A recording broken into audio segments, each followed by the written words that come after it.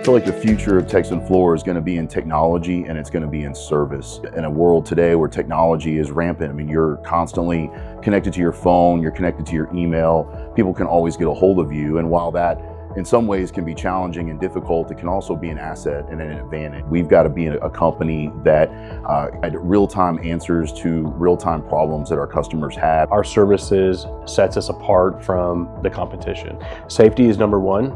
We're affiliated with some of the highly recognized programs out there as far as Avetta, IS Networld, Houston Area Safety Council.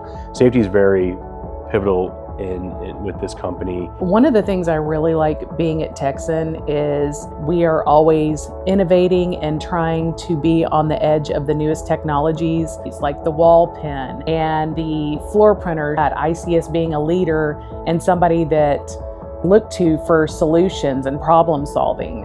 I've grown with Texan Floors for over 30 years, and with the equity I've gained from the ESOP program, I'm very confident about my financial future, and I've been very proud to be part of the Texan Floor family.